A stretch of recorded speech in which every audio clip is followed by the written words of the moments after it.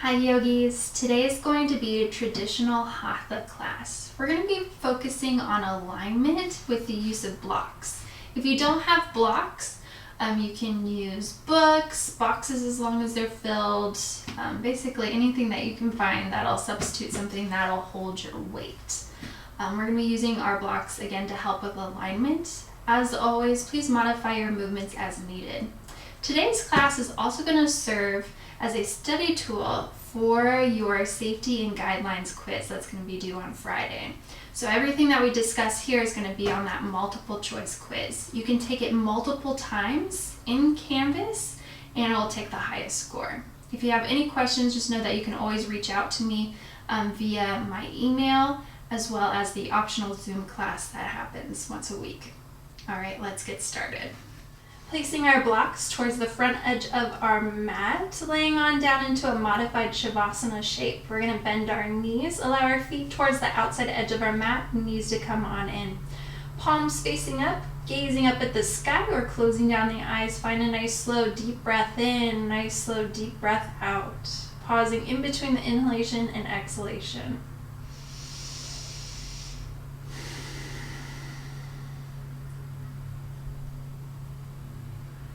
Noticing any areas of stress or tension. And as you exhale, just let it all go away. Using the information that you gain from your body scan to align with your practice today. Modifying when needed. Take a nice slow deep breath in. Exhale, sigh out through the mouth. Slow deep breath in.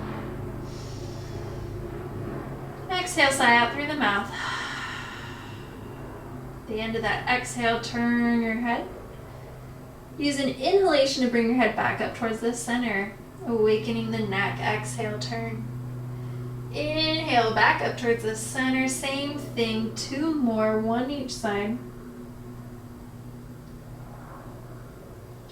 You're going to bring movement into the arms by keeping the head neutral. Arms come up overhead. Exhale, swan dive down with those hands. Inhale up. Exhale down. Inhale up. As we're up, we're going to really focus on what's happening with our rib cage and also our lower back. So if our ribs are pointed up, we want to imagine that there's a strap behind us. And we're going to place all of our weight into our back body, pressing it into the mat. Thinking navel to spine is a good verbal cue for that. And then we're going to remind ourselves to breathe.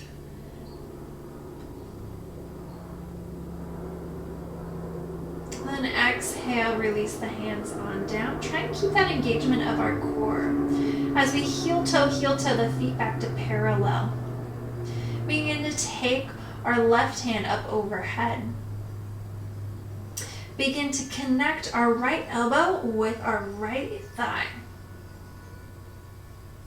Begin to extend our opposite left leg straight. Engage our abdominals here to protect our lower back for 5, 4, 3, 2, 1. Switch other side. Elbow reaches towards the thigh. If it doesn't touch, that is okay. Hover there. Flexing that opposite foot. Arm up overhead. Engage the core muscles. Navel to spine. Press that whole back body into your mat. 5, 4, 3, 2, 1. Take the hands around the shins. Take the knees in a circle. Massaging out the lower back. Change your breath, change rotation.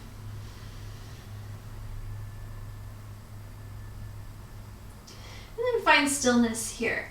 So the shape that we are making is a great modified shape when we're in child's pose and you have any knee or ankle pain. You essentially are making the same shape here. So just to know that this shape right here is a variation you can do instead of child's pose, and you can come to this shape whenever you need it for your practice. We're going to plant our feet, setting up for bridge pose. We're going to draw our hands down, bringing our heels closer towards our sit bones. See if you can take your index finger and just brush your heels. And now I want you to lift your chin towards your chest, and I want you to notice the alignment of your knees. So what tends to happen is when we lift our hips in bridge is that all of a sudden our knees want to knock in towards each other. So we want to try and keep our knees tracking over where our heels are. Imagine 2 fists width wide, or there's a block in between the thighs. And if you want to, for bridge, you can place a block in between the thighs if needed. So if you notice that the knees want to knock in towards each other or splay out, using a block is really helpful here. So again, common misalignment is to have the knees splayed in and the feet out. We want to have that 2 fists width wide. Planting down through the hands, lifting up the hips. Can you keep that engagement of the knees tracking over the heels? Can you lift the heels on up and then draw the heels on down? Lift the heels on up, draw the heels on down. Can you wiggle the toes? Notice if there's any movement into the calves. Gastrocnemius. Are we feeling it in the glutes? And then lower down vertebrae by vertebrae. Hugging the knees in towards the chest, drop the knees over towards the side of your choice and come on up. Our next focus is going to be on knee alignment. So we started off with bridge. This goes for lunges, warrior poses. So we're going to be exploring a low lunge, high lunge, and warrior one, and what that looks like for our knees. So to get there, first, we're going to start in a tabletop position. We're going to take our shoulder blades and we're going to draw and knit our shoulders close towards each other. Engage navel to spine here, and now draw away from each other. Towards each other, away from each other. That expansion and away is what we want to keep when we're in that tabletop position. Cat, cow, tuck chin to chest around the spine, cat. Switching, cow. Bring a smile to the face. And now allow that positive energy to come in as we switch our breaths. Coming back. Tabletop position, extend the left leg back behind. Toes are reaching down. This is going to help for our posture later on. Keeping our hips nice and square here. We're going to guide that foot in between our hands. And if this transition right there is difficult for you, and you find that your foot stops halfway in between, you can take the hand and guide it underneath the hamstring. You can also inchworm toes forward, using our blocks as guidance to help bring the floor up to meet our hands. We're in a low lunge position now. Really important, we want our knee in line with our heel, back toes tuck under, push and pull. So we're gonna push our back leg forward and we're gonna pull our front leg. This is gonna even out our hips. We need to take the hands towards the thighs and extend one arm up and the next. Low lunge. Coming into cactus arms, 90-90, elbows with shoulders, elbows with wrists. Extend up. 2 more of those, down and up and float on down. Tucking our back toes under, now coming into a high lunge variation. Option to stay with the hands supported on our blocks, otherwise we're going to take the hands towards the hips, avoid putting your knees in any strain, reach the arms on up. 2 more cactus arms, 90-90, hover, up, down, up, down. Take our back heel, it's going to swivel on down. We're going to bring our hands down towards our blocks while we focus on our legs. So is my knee still tracking over my heel? And now my back toes are going to be planted down along with my heel. The back foot's at a 45-degree angle. Engaging through the legs, now I'm going to bring my hands back towards my hips and extend my arms up, warrior one. If you feel any compression or tightening in the lower back, then return to high lunge. Find a nice deep breath in. As we exhale, we fold over our leg. Pivoting off of that back heel, taking our blocks off towards the side, hands on either side, coming back to a tabletop position. Cat-cow, noticing what's happening in between my shoulder blades first. Engage navel to spine. Now cow, reach the heart down forward. Now the shoulders go towards each other and round. Now they go away from each other, chin to chest. 2 more.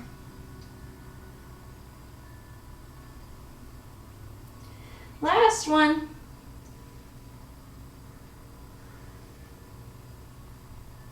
Coming back to a neutral spine, begin to take the right leg back, toes reaching down, keeping the hips facing towards your mat. Swooping on through, and again, this side for me stops short, so I'm going to inchworm my toes forward. I can also use my hand underneath my hamstring to guide it forward using my blocks. Knees in line with heel, making that 90-degree angle. So I want to be really careful here. Misalignment that happens when we're in lunges or warriors is that our whole foot sometimes doesn't go on the floor, and sometimes we see this as yoga teachers. So really important. Doing this multiple times is going to be really harmful to our knee. So really important, whole foot on the ground. Knee isn't going past the heel, keeping that 90-degree angle here. Tuck the back toes under, push, pull, back foot, push, front, pull. I'm evening out my hips here. Once I have that low lunge, walking the hands towards the thigh, and then extend the arms on up. Staying here, or 2 90-90 cactus, spreading, and then returning back towards our blocks. High lunge, lifting up that back knee, straightening and up. Are we still with our 90-90, and is my whole foot flat on the ground? Can I wiggle my toes? Push-pull can still happen here. I can either keep my hands on the blocks or come on up. 90-90 cactus arms. Setting up for warrior 1, I can drop that back heel and then square off my hips, or return my hands back to the block. Take my foot out a little bit wider stance, railroad ties. Bend my front knee. Really important, 90-degree angle here. I don't have to have such a wide stance that I did in high lunge with a warrior 1. Find length through the spine. Take the hands on towards the hips. Spread the arms on up, warrior 1. Again, if I feel any kind of pain in my lower back, I'm going to skip out on warrior 1, and I'm going to go back to a high lunge. Take a nice deep breath in. Exhale. Float those hands back. Pivot off of that back heel. Return the hands down towards the ground. Returning tabletop position.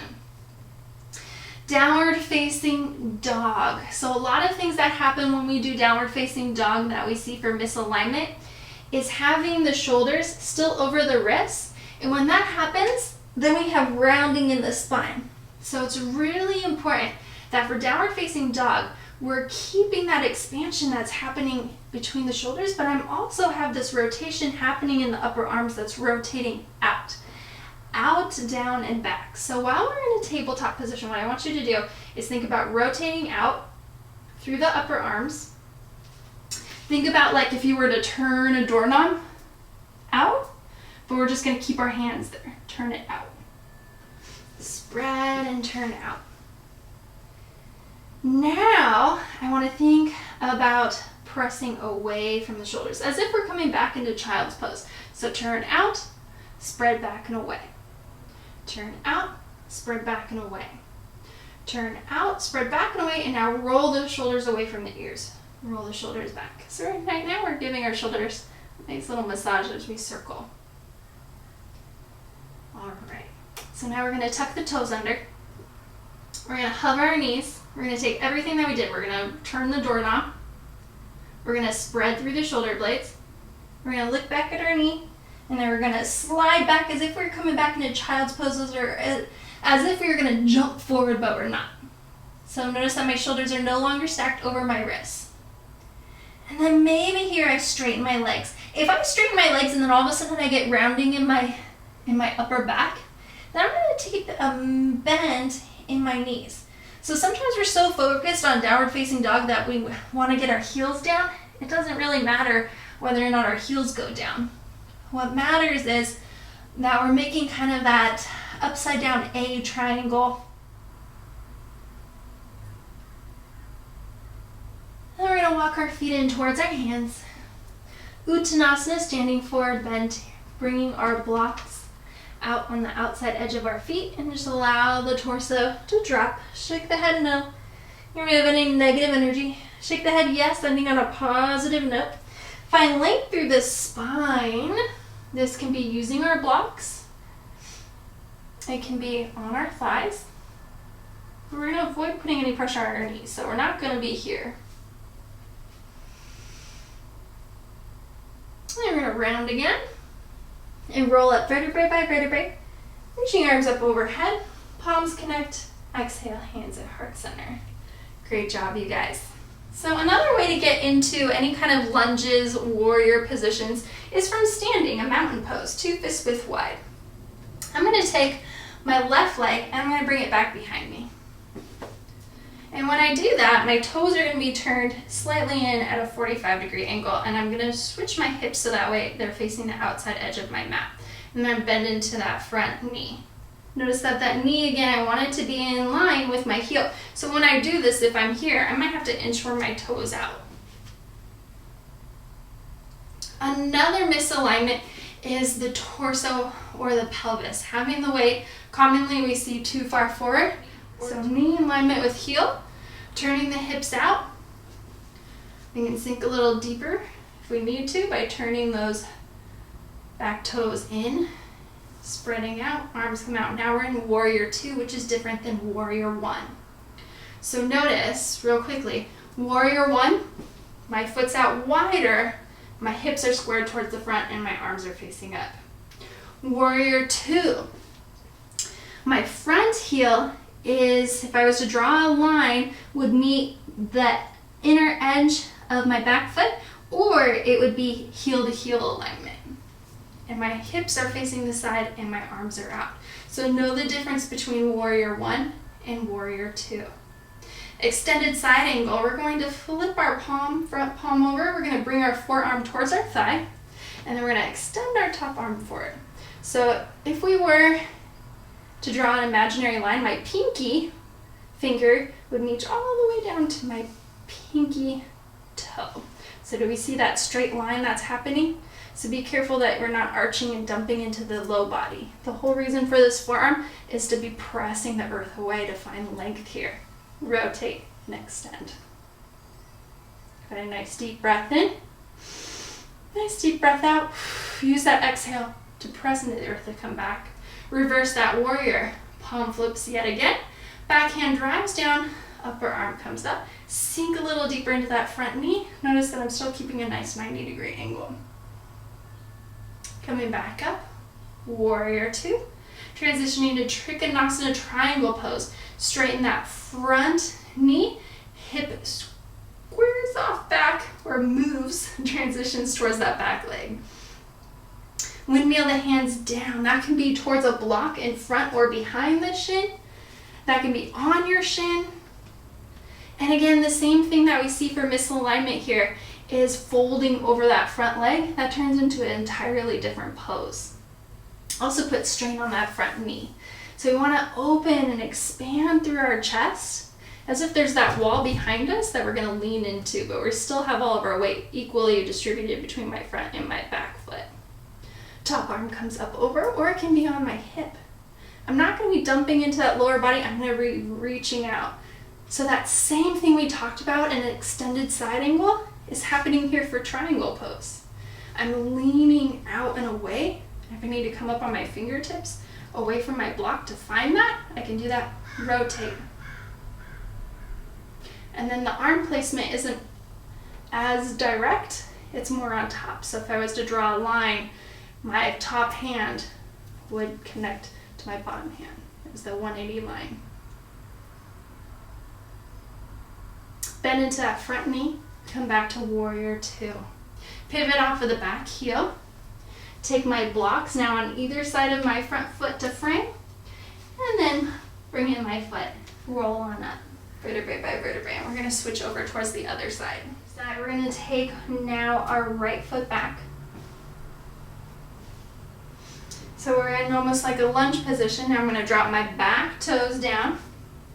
Heel to heel alignment or heel to arch, depending on what feels good for your body for alignment. Inchworm those toes forward if you need to go deeper, so that way your knee is in line with your heel and we're not leaning too far forward or too far back. Extend the arms out now.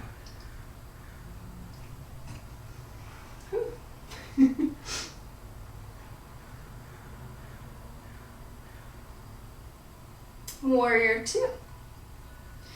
From my warrior two, again, I'm going to flip my palm over, connect forearm to thigh, and I'm using that to lift out of my low body. So I'm not using that as a crutch. I'm using it to actually build my upper arm strength. And then I'm going to take my arm up and overhead, pinky to pinky edge, finding that straight line. Rotate out. Remember to breathe.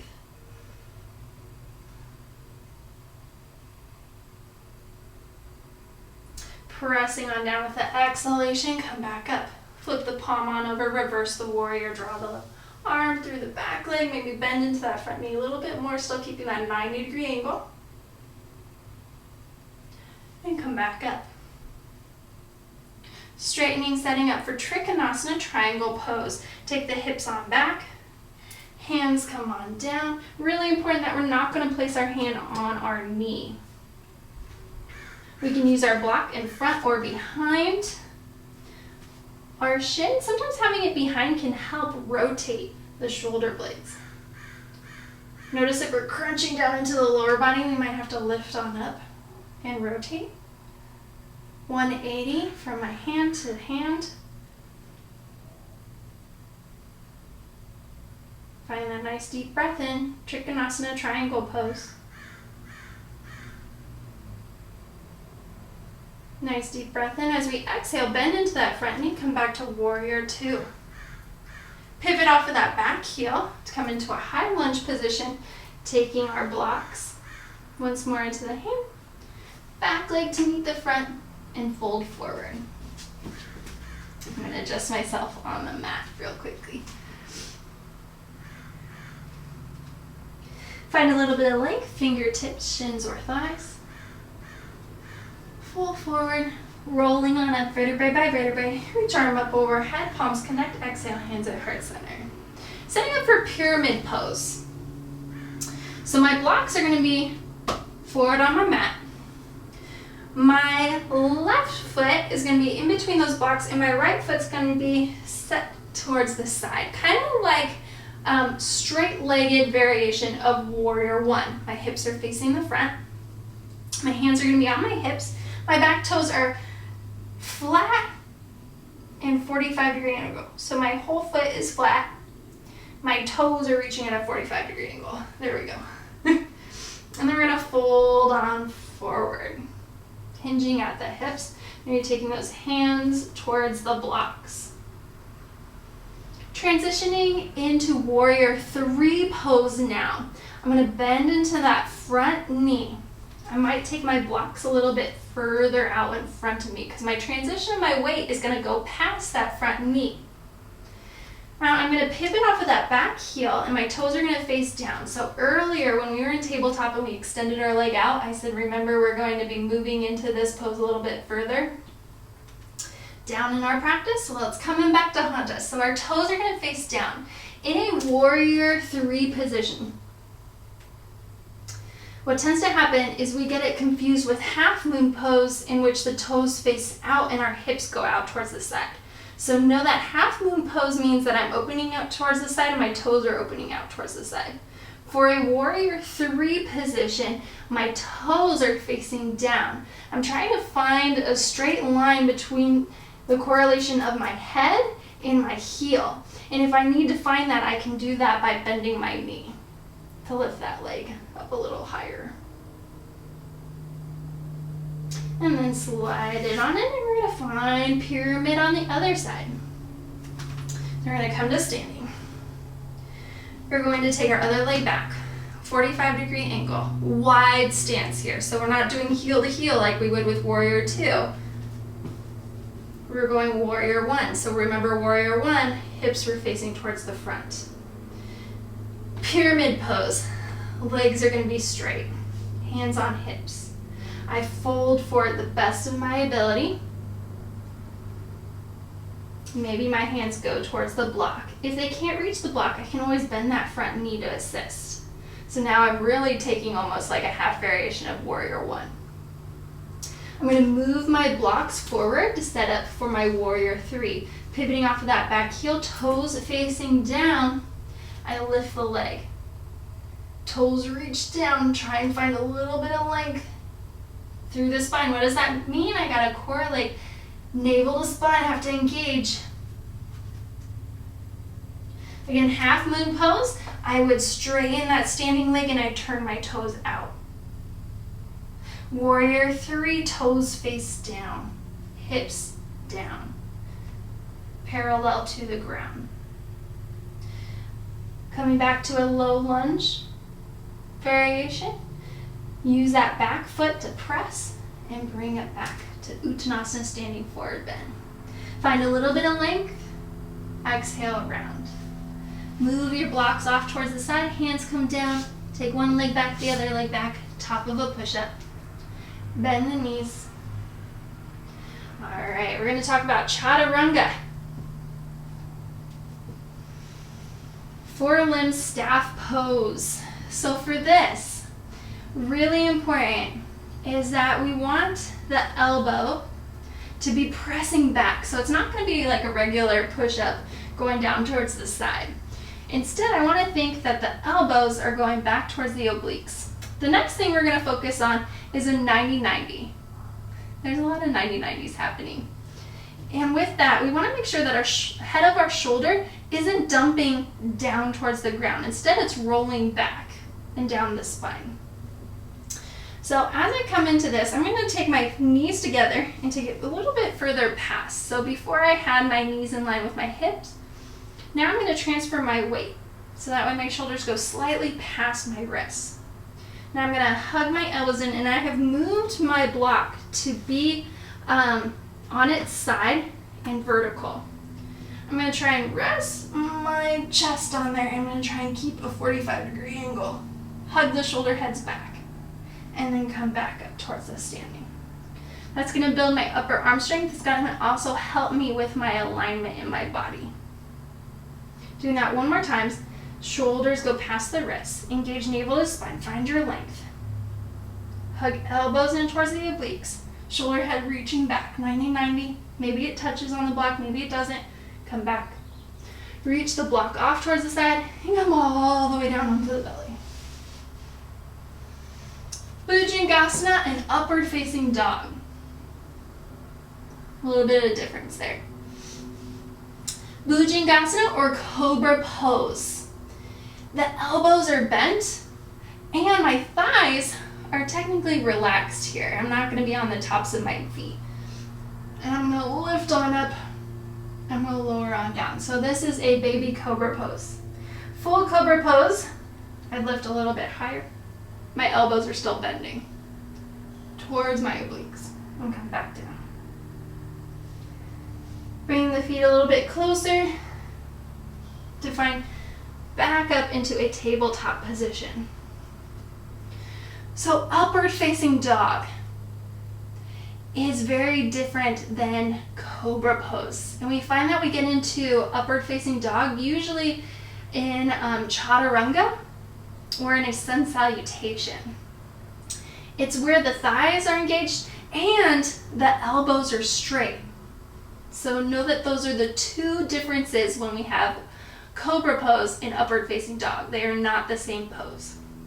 So we're going to go tuck the toes under, hover the knees, lift back downward facing dog. From here, we're going to come back into a top of a push-up. Same thing we did in a tabletop position. Imagine that that block is there, hover. Straighten the elbows, gaze straight and tuck the toes under, upward facing dog. Tuck the toes under, downward facing dog. Relax the knees, coming back into a child's pose. Misalignment in child's pose usually happens when we see this. This is the common mistake that happens in child's pose. And that comes from having tight hamstrings. Maybe if you've sprained your ankle in the past, this can be a little bit difficult. And what I mean by difficult is it's difficult for the hips to reach the heels. So in order to help with that, to get the sit bones so that way they're close towards the heels, you can use blocks. Blocks underneath the forehead help tremendously. It helps bring the head up so that way the sit bones can relax on the hips, and then we can extend the arms, or we can also bring the hands back behind us.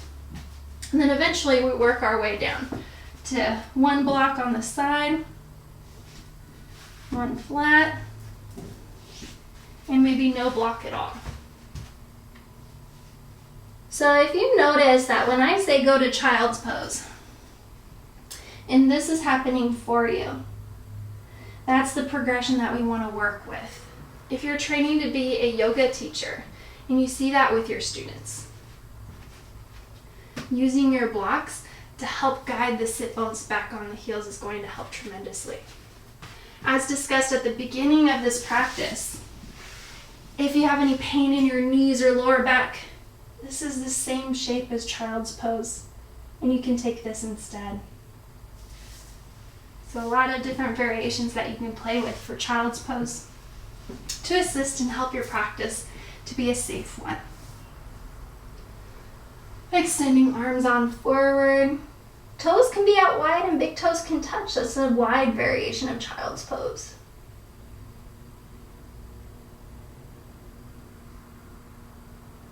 All the same pose here. Nice deep breath in. Nice deep breath out. Inhale, walk the fingertips on in. Bring the knees back in if they were out and roll on up. If you're laying on your back with your knees hugged in towards your chest, you're going to stay there because we're going to meet you there. So finding yourself towards the top of your mat.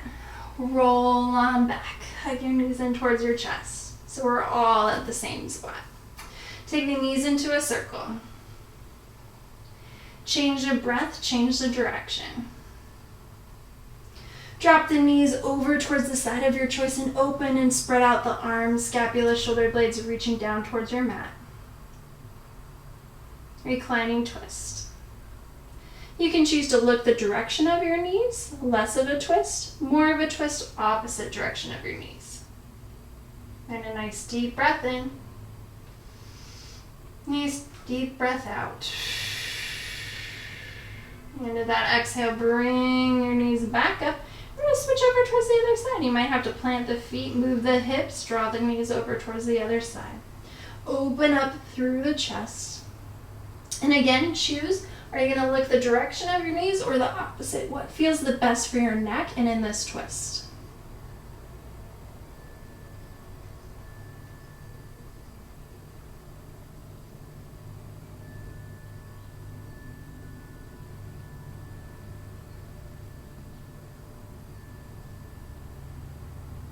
Nice deep breath in. Nice deep breath out. Nice deep breath in.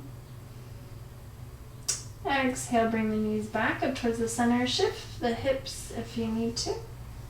Happy baby pose. Bring the knees on in. Extending the legs up towards the sky and flexing the feet. So the feet are going to be wider than the hips. The knees are going to come back towards the armpit. Option here, we're going to hold on to our hamstrings and just take this variation. Second variation, you can hold on to the calves. Again, hugging those knees towards the armpit. Or you can take the hands on inside of the knees and reach for the outside edge of the feet. Very important. Misalignment that can happen and where injury can happen to your lower back is by pressing into the feet too much and your lower back coming off the ground. So do you see how my lower back is floating off the ground? That's going to put a lot of strain on my back and on my spine. So if that's happening, look at what's going on with your shoulder blades. See if you can press the sit bones down and away from the body, shoulders down and away. If you still feel like the lower back is scooping off your mat, then just come back towards the calf or the hamstring.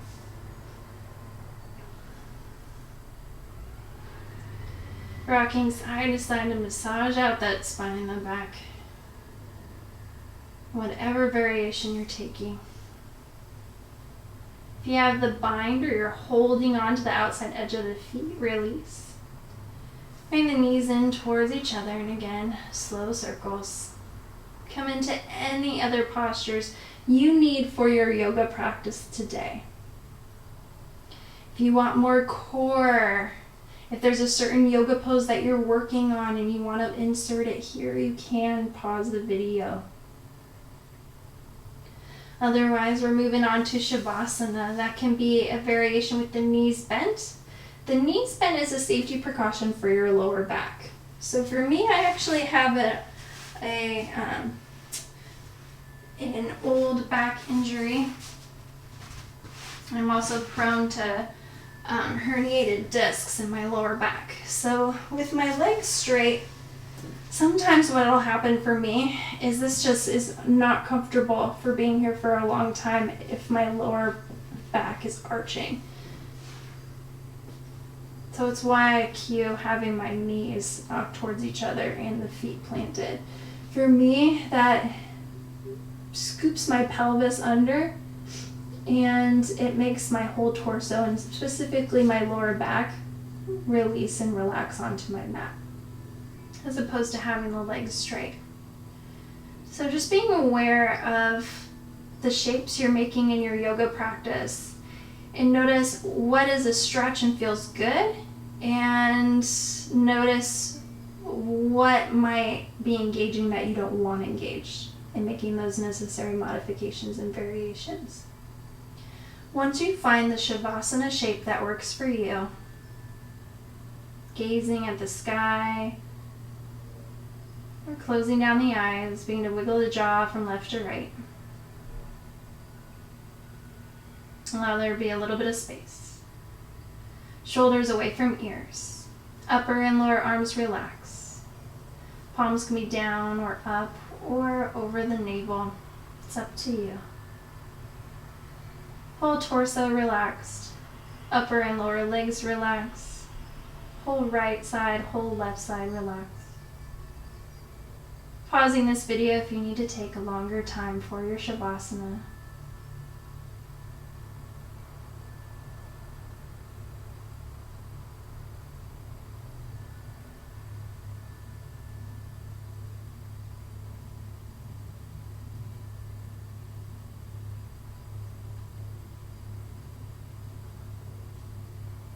Finding 3 thoughts of gratitude, 3 thoughts of appreciation.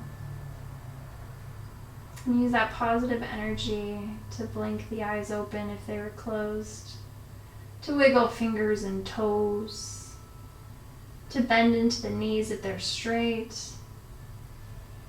The feet are out, heel toe, then back into parallel.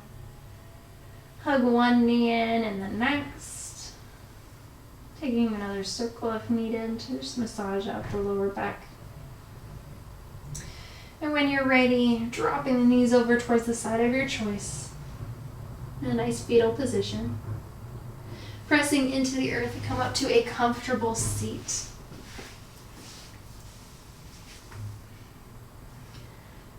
Inhale, bring the arms on up.